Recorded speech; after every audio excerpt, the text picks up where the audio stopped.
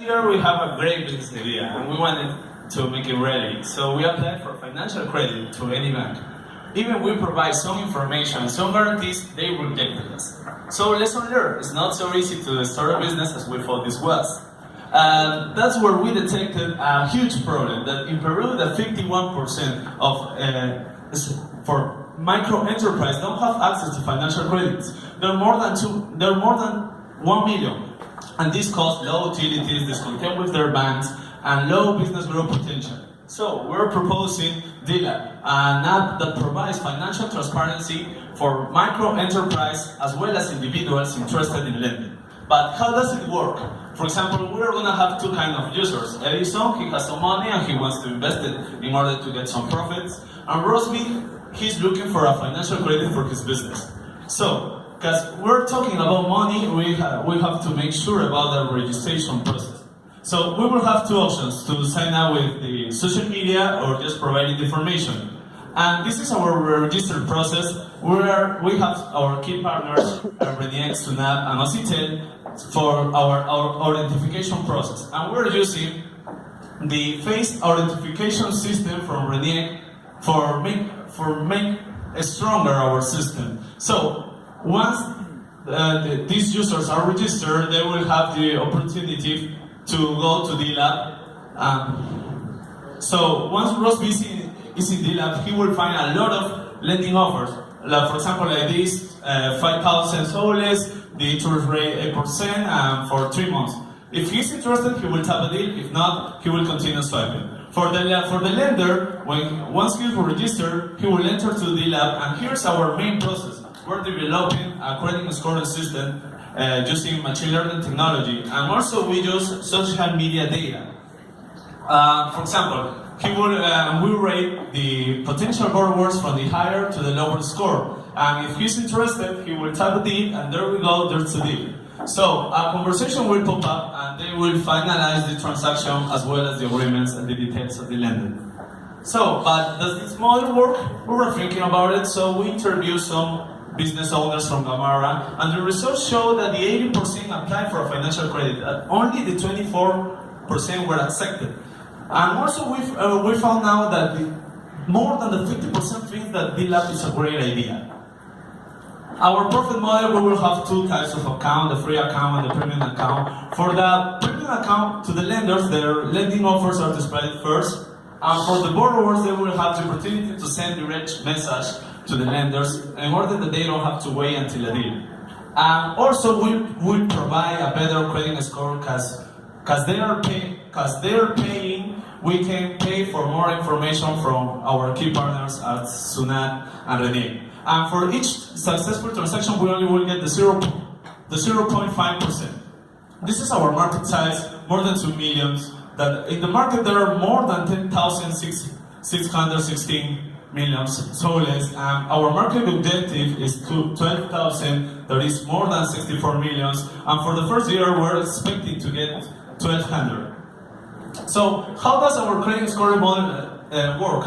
We train our model with three different types of algorithms: the super vector machine, the logistic regression, and the random forest. And we found out that the random forest is the best option to use this machine. We use the data from our key partners as well as the data from the social media to get a strong credit scoring. So, meet the team. Me, the CEO, my friend, the CIO, and our advisors, two system engineers, they're helping us in all of this process. I would like to ask you something, guys, that as support for helping us to change the way that we access for financial credits. So we are DILAB, the future of financial credits. Thank you.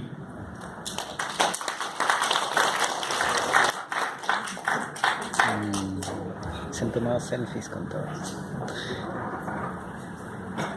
So you're a lending hub. Yeah. And what are the laws of Peru about? We're thinking about it, about the SBS, if they audit us, what is going to happen. Actually, there's no regulation for fintech in Peru, but even that, we're transferring money. The money is already in the Peruvian financial system. So we just transfer, we keep track of it, I understand that, but are there any laws? No. Are there any laws in Peru to legally lend money? Excuse me? ¿Alguna leyes en Perú para legalmente prestar dinero? Yeah, as I told you, for fintech, No, a ver, I want to lend money. yeah, there are some laws about if you're lending money. For example, that both parties have to be agreed Okay. if we sign a contract. To be a lender, do I have to get a certain license or permission to be a lender? That's my question. No, actually, because we were advised from some lawyers, and the lawyers told us that for make a lending process, and if you want to make it, if you want to sign a contract, it's only important that the both parties are agrees, and they set the details, the agrees of the lending, the statements, and that's it. There's not a big regulation for. Got it. So what responsibility do you take when funds are not being paid back? That's the reason that we're using a strong system, and we're. Oh, forget machine learning. No, yeah. I know what you mean. We're not like a easy system. We just have a contract in order to make sure the lender's right. Correct. So therefore, you do nothing to get the money back. No, for example, if a borrower don't want to pay the money, we have a contract where part of the process is that. I get it, but you have a contract, but Yeah. you're not paying a lawyer for me. You're not going to give me a percentage of loss. You're not doing anything else. Yeah, because we were advised as a lawyer, with a lawyer, and we asked them, hey man, what happens if this person don't pay us back? We're going to pay a lot for going to a judge. All this process is going to cost so high. So what are we going to do in that situation? Because it's very probable. And she told us that now you can solve this problem in not in a judge, in I don't know how to say it in English, arbitraje, and it's very simple, and the charge are like even the 5% of the amount, so it's not so high. And she told us that we should include that in the statement in case you don't want to pay back. I understand you want to protect yourself. I understand that. But other than being a lending club, you're not guaranteeing anything. No, I'm protecting the lenders as well as the borrowers. You're doing a contract, I get it. Yeah. But then they're going to have to go and do arbitrage. They're going to have to go and collect themselves. No. We administer the flow of sources. I understand. It's a yes or no answer. Do you do anything or take any responsibility for the money to go back? Yeah, With what is it? with the contract. No, okay, let me try it en castellano. ¿Ustedes se hacen responsable por el pago de dinero de cualquier manera posible? Yeah, ¿Cómo? because we have the contract and we're I'm going to make it It's valid. just a piece of paper, brother. I'm being. You gotta be honest. Just a piece of paper. But you're not guaranteeing me anything. Well, as the lawyer told I us, understand. See, again, I go to lawyer. You wanna? I'm asking you a yes or Lo no que está answer. preguntando es que si vamos a separar un poco de la contribución del 0.5% Al menos. para en alguna eventualidad pase eso, agarrar y con eso. yeah, of course we have to pay back if there's a problem. As a company, we have to take that No, responsibility. legally you don't. No. Legally you don't have to do anything. What you do, you're legal. You're fine. You're gonna be okay legally. What I'm saying is, you're not offering me any additional guarantee. That's my point. So my question to you, lo que yo diría aquí, como lender, como diría, mira, puedes hacer deal a tu manera, pero si me pagas un porcentaje más, en el caso que haya alguien que no quiere pagar, podemos darte ofrecer abogados, ofrecer una garantía, un seguro más.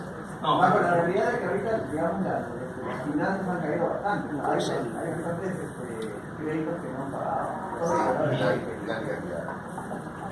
how can I say that? The lawyer told us that the way Forget the lawyer. excuse me, but the way that we can assure the borrower and the lender that their money is going to be back. For example, if you're the lender and you give us 5,000 soles, Correct. so if you just threw the money on the application, it doesn't mean that if something happens, it's your problem because you trust us.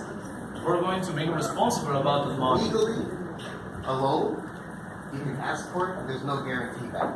So in the contract, you're gonna state that if the borrower doesn't return the money, you as the dealer are gonna. Yeah, but the borrower, I'm micro enterprise. I'm micro enterprise. So they have some assets that they're going to put in guarantee. Okay, are you gonna liquidate them? Yeah, I think we're thinking on it, we're working on it, how we're going to make it more sure. That's my point. You don't have to do it, but at least if you offered me that option, I would think more. Mhm. You see what I'm saying? Yeah, But I you know know, what the you most mean. important thing, you gotta start learning to say yes or no. Not say the lawyers. Okay. Okay, thank you. Maybe you have like a small format for the borrowers, like if they're like willing to put like on hold their para iniciar.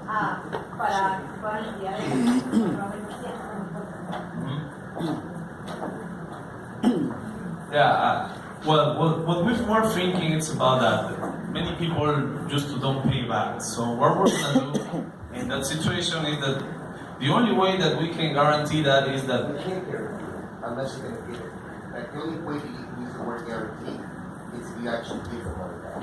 yeah. So you can't guarantee it.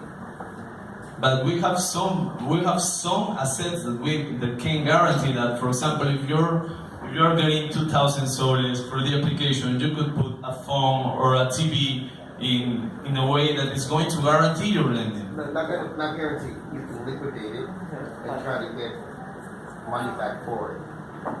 Yeah, I think we're working on it, and we're working on the solution. Entonces encontrar un respaldo para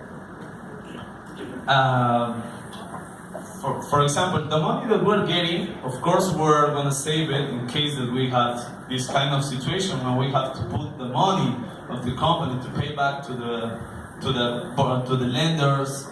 We're gonna introduce it. That's what banks do. They take the risk, and they have the money to cover this. Because you're not a bank. Yeah, I'm not a bank, but I know that I have to make sure to who I'm giving the money, not to anybody that signed up to the application. But the lenders are the one that take the risk when they're lending the money. You are just like a marketplace, like a place, yeah, a place where the deal goes. Which is great. It's good. It's good. It's fine. I like the product. It's that. Can we take the next step? That's the question. Yeah, as we analyze the market, there are some informal lenders that they lend money. For example, Yeah, they you know what they do when you don't pay? no, It's just a reality of life. there's not It's a reality of life. Yeah, you might be right. I'm not saying that, but the most of the time they put high interest rate in order to cover the risk. That's what they do. So maybe at the end their profits are more than Offer anyone that takes a loan from you an additional cost, like an insurance. You see what I'm saying? If I'm getting 1,000 soles loan and I pay 50 soles in the worst case scenario. Or only take Non-refundable. 90%, or only take 90% of the loan you're getting. Yeah. Instead of getting the 100%, that's you're taking 90%. And that 10% you put in for insurance. Yeah, something like that. But the thing is that you gotta take some risk, bro. I see little risk being taken by anyone. You want money, you want no risk. You can't do that. I got you. But I love what you're doing. I think it's good. I think we have to take the risk as some. Thank you.